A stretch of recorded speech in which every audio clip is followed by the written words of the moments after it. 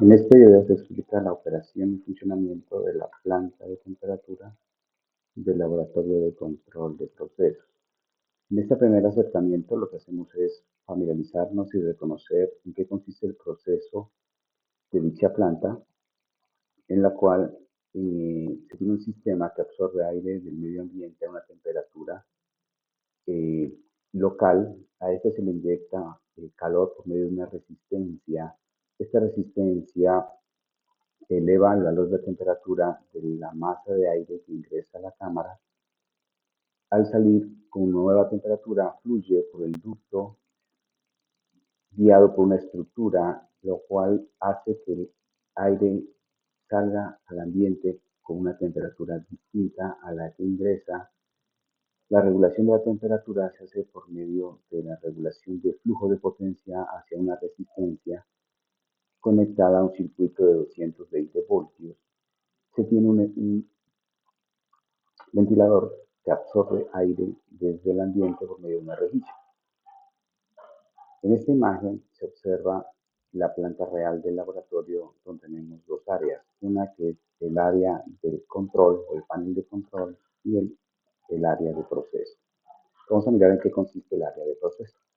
Se tiene una cámara calefactora en cuyo interior se tienen dos resistencias conectadas en serie para inyectarle eh, energía al aire que ingresa del ambiente por medio de este canal y esta rejilla a la cual se le puede ajustar la apertura.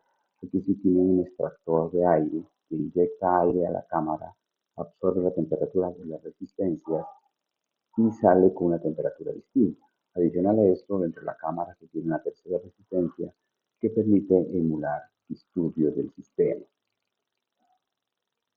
A la salida de la cámara se tienen estos ductos en los cuales se transporta el aire por diferentes canales hasta la salida y se tiene la opción de un retorno.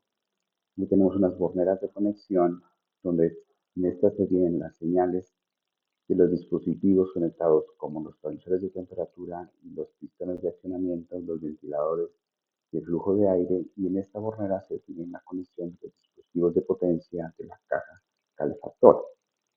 Entonces, aquí tenemos unos pistones P1, P2, P3, los cuales permiten desde el panel de control ser accionados a diversas ventanas.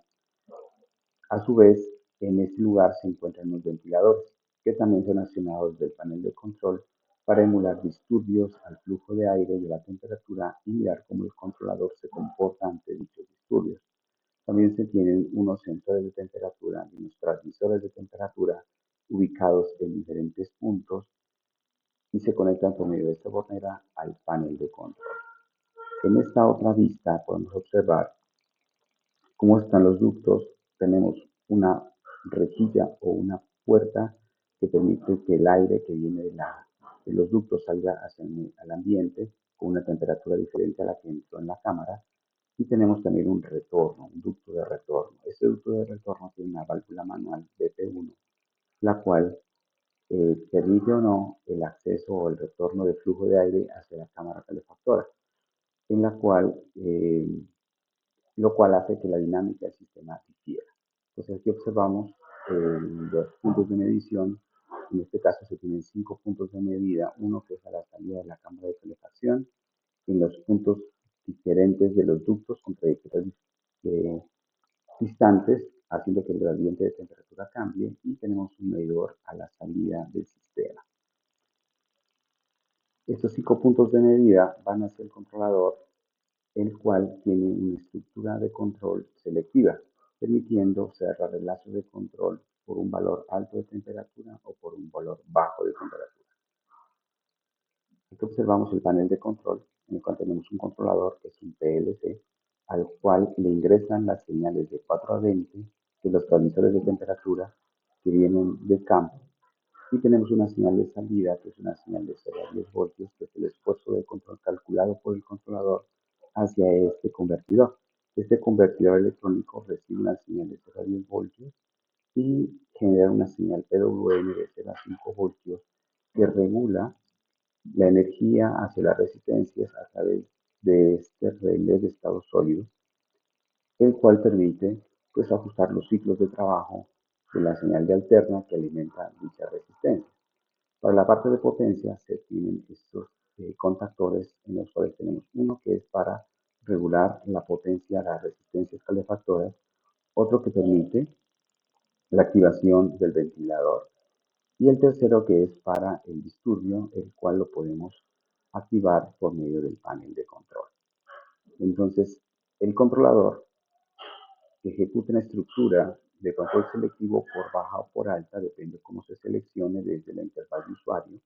Además de eso, tiene una baliza indicadora del estado del sistema donde nos informa si el control se hace por baja o por alta y qué tan lejos está el esfuerzo de control a la hora de hacer el cálculo del PID interno del controlador. Tenemos una fuente de alimentación para la instrumentación y tenemos las borneras de conexión y los relés que hacen la activación de los pistones del sistema de disturbios. Aquí podemos observar el panel de control donde tenemos una botonera de encendido. Esta botonera de encendido tiene la activación de la señal de 220 para los circuitos de potencia. Los elementos que necesitan 110 voltios se necesitan por medio de esta perilla y la instrumentación de 24 voltios por medio de esta perilla con su respectivo indicador. Aquí tenemos los disturbios que se activan por medio de estos pulsadores manuales. Permite abrir el pistón para abrir la ventana o también lo que hacemos es cerrar. Estos no se pueden presionar nunca el tiempo porque generamos un corto.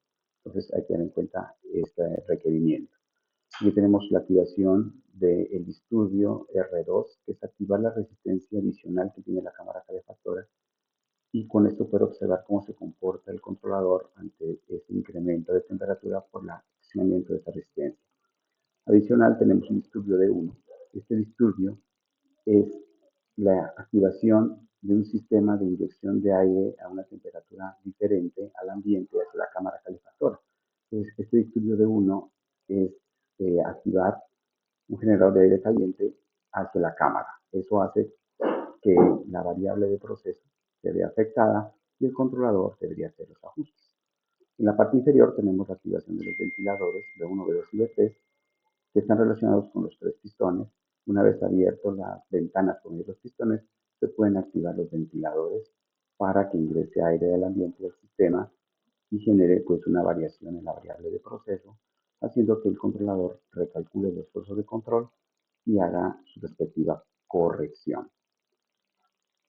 En este caso, pues el sistema de control selectivo lo que hace es cerrar el lazo de control con uno de los 5 sensores en los diferentes puntos de medida, dependiendo si se quiere cerrar el lazo por el lado de alta o baja temperatura. Entonces, él lo que hace es mirar, sensar todos los puntos, determinar cuál es el valor más alto de temperatura o más bajo de temperatura y con eso cerrar el lazo de control para que el PID haga el cálculo del esfuerzo de control y ajuste el valor de la variable al valor deseado.